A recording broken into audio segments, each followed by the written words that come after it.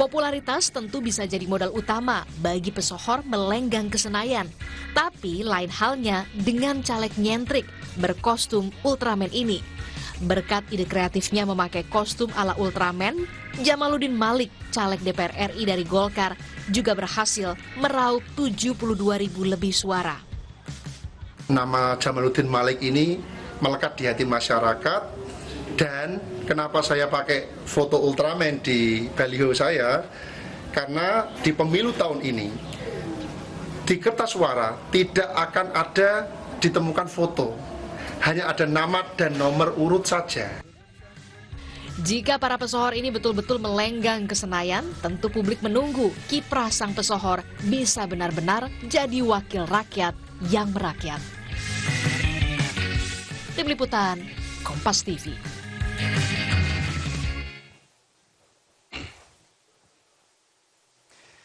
Ya, kalau selebritas kemudian juga pesohor ini punya keunggulan atau privilege dari elektoral begitu ya, modal popularitasnya kuat. Ada satu caleg yang kreatif gunakan kostum Ultraman. Tadi Anda juga sudah lihat. Mampukah ide kreatif caleg ini membawanya melenggang ke Senayan? Kita akan langsung ngobrol dengan caleg DPR RI dari Golkar, Dapil Jateng 2 atau Jawa Tengah 2, Pak Jamaluddin Malik.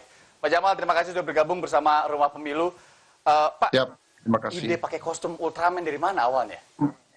Jadi saya itu melihat masyarakat tidak ada antusias terhadap pileg, terutama DPR RI, karena mereka tidak mengenal yang mau dipilih, Pak.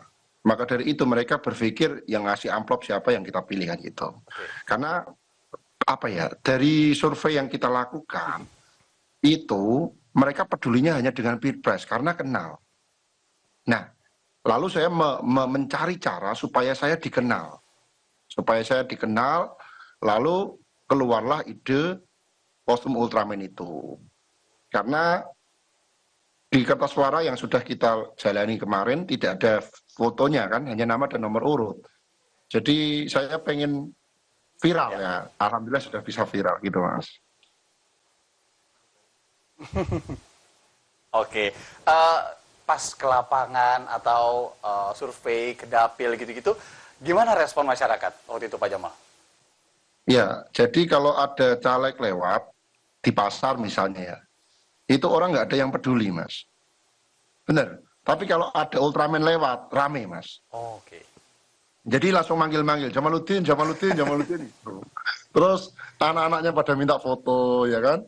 Jadi namanya mudah dikenal. Jadi orang sudah berpikir, oh ternyata yang jadi Ultraman itu Jamaluddin ini itu. Jadi cara menarik perhatian yang sangat efektif dan murah meriah, Mas. Tidak mengeluarkan banyak biaya, gitu, Mas. Iya, soal biaya juga menarik Pak Jamal, karena ya kita tahu lah ya, biaya politik ini tidak murah, tapi kemarin juga sempat dengar dari Kang Komeng gitu ya, soal biaya politik ini. Nah, dengan cara kreatif ini, mungkin bisa dibocorkan dikit biaya politik seperti apa yang kemudian kemarin akhirnya harus dikeluarkan Pak Jamal. Memang betul, nggak terlalu fantastis gitu. Ya, sangat murah, karena apa? Admin media sosial kan saya sendiri, Mas. Yang konsep ide saya sendiri, adminnya saya sendiri, saya hanya bayar Ultraman itu sama tukang rekam, sama yang editor itu, kameramen editor, itu udah itu aja, Mas. Itu bisa meraup viewer jutaan, Mas, bahkan puluhan juta. Oke, berarti benar-benar berapa followers sekarang Pak Jamal? Followers sekarang 230.000. 230.000. Ya, 230.000 ya. Jadi dengan waktu yang sebenarnya tidak terlalu panjang pada masa kampanye itu ya. Mungkin persiapannya hanya 2 bulan, sudah ada 2 bulan sedikit lah gitu. Nah Pak Jamal, ini menarik karena memang ide ya 2 bulanan begitu ya, 230.000 luar biasa ya. Ide kreatif kemudian juga digarap dengan cara kreatif, tidak usah terlalu banyak mengeluarkan kocek begitu. Gimana sejauh ini Pak hasilnya pemantauan ya, mungkin pemantauan quick count ataupun real count dari KPU itu sendiri? Saya terus terang kaget dengan perolehan suara yang saya dapatkan ya, Mas, karena saya menjadi top 3 di dapil saya. Jadi banyak sekali orang-orang yang karena ingat Ultraman itu pas kertas suara dia sudah cari Jamaluddin Malik gitu. Bahkan banyak yang komen, dia cari Jamaluddin Malik nggak ada, ternyata di luar dapil kita itu. Dia pengen nyoblos tapi tidak bisa karena di luar dapil kita. Nah makanya, jadi sekarang kan kita ada dalam zona bonus demografi ya Mas ya, di mana anak-anak muda dan usia produktif itu jumlahnya kan lebih banyak. Maka dari itu promosi seperti ini menurut saya ya sangat amat efektif. Ternyata kan terbukti itu Mas. Jadi banyak anak muda yang semua pegang gadget. Gitu Mas ya. Iya betul. Dan itu memang terasa sekali di pemilu 2024 ya. Pak Jamal, nanti kalau melenggang ke Senayan, ke DPR, apa yang kemudian yang Pak Jamal bayangkan soal dampak yang bisa diberikan ke masyarakat di dapil Anda? Jadi saya ingin memperbanyak Ultraman itu di setiap kabupaten atau kecamatan. Dengan tujuan memastikan masyarakat itu mendapatkan pelayanan publik yang baik dan bebas pungli. Jadi tidak ada diskriminasi antara orang kaya dan orang miskin. Saya harap setara dalam segi pelayanan. Makanya Ultraman itu akan berkeliling dan membagikan nomor handphone mereka ke masyarakat, dan nomor handphone saya pribadi ke masyarakat, supaya apa? Supaya masyarakat kalau menemukan ketidakadilan, diskriminasi, mereka bisa langsung kontak saya sendiri. Kenapa? Ya kita harus akui masih banyak hal-hal seperti itu di tempat kita. Jadi itu hal pertama yang akan saya lakukan itu Mas. Anda mengalaminya secara langsung atau mungkin banyak aduan yang masuk ke Anda secara langsung Pak Jamal soal masih ada diskriminatif dan juga pungli di sana? Iya, saya ini kan dulu kan lulus sekolah saya kan kuli pasar Mas, angkat junjung. Jadi bapak ibu saya kan tidak punya rumah. Kita hidup pindah-pindah tempat, kita orang miskin, kita tidak pernah mendapatkan pelayanan yang baik dalam pelayanan publik. Selalu disio-sio, ibaratnya gitu, selalu dapat perlakuan yang tidak enak. Itu saya alami dari saya kecil sampai saya dewasa. Karena bapak ibu saya kan orang nggak punya Mas, orang nggak punya. Jadi saya merasakan itu dari kecil sehingga saya ini bertekad bahwa kita nggak zamannya. Ada orang kaya pelayanannya ramah, ada orang miskin pelayanannya galak. Nah, itu yang menjadi konsentrasi saya itu Mas.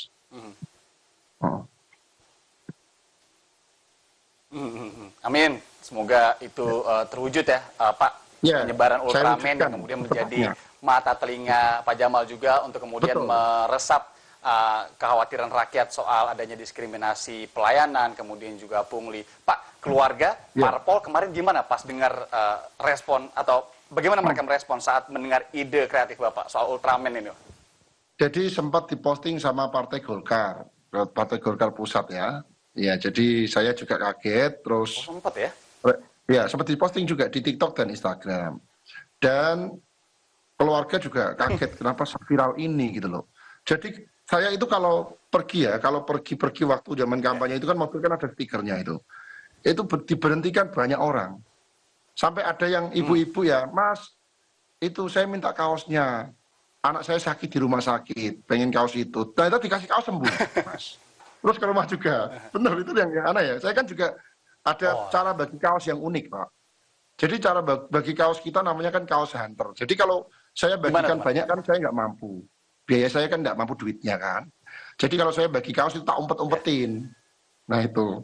Jadi itu juga, wah rame itu Mas. Gitu. Jadi selain pakai kostum, kemudian di poster-poster atau baliho ini juga gambarnya Ultraman, Bapak mobil juga tempel-tempelin stiker Ultraman? Saya Jamaluddin Malik Mas. Namanya Jamaluddin Malik saja gitu. Jadi ada tulisannya Jamaluddin Malik. Iya. Oke. Ya. Nah, pada akhirnya saat beberapa pihak yang kemudian terkait mendengar ide Bapak, bagaimana kemudian mereka merespon? Apakah kemudian ada yang malah nawarin, ayo Pak, saya bantu ini deh, baju misalnya, atau apa, perlengkapan pemilu, logistik? Nah, jadi itu teman-teman kita banyak Pak, banyak yang ibaratnya ikut andil ya. Misalnya buatin kaos itu. Karena dia melihat animo masyarakat kan tinggi ya. Mereka punya harapan bahwa saya ini bisa jadi gitu. Jadi ada yang ngasih kaos, ada yang ngasih kalender gitu. Ya memang begitu Mas. Ini memang hal yang saya juga kaget sendiri. tahu-tahu suaranya begitu banyak kan, mengagetkan, asli mengagetkan, mengagetkan Mas. Ya. Luar biasa ya. Ya, Pak. Modal media sosial ini, kemudian juga bagaimana kemudian menyerap atau diserap sama anak-anak muda. Pak Jamal, tentu nanti kalau jadi ke Senayan, jangan sampai janji-janjinya atau visi misinya nanti dilupakan. Kita tunggu Ultraman-Ultramannya nanti di lapangan seperti apa, dan semoga ide kreatif ini juga bisa tersebar ke anak-anak muda yang mungkin akan ikut ke Senayan ya. Nanti kita ketemu Pak, insya Allah. Terima kasih Pak Jamaluddin Malik, Caleg DPR RI dari Dapil Jateng 2. Sukses selalu dan sehat selalu. Terima kasih sekali lagi Pak Jamal. Terima kasih Mas. Assalamualaikum.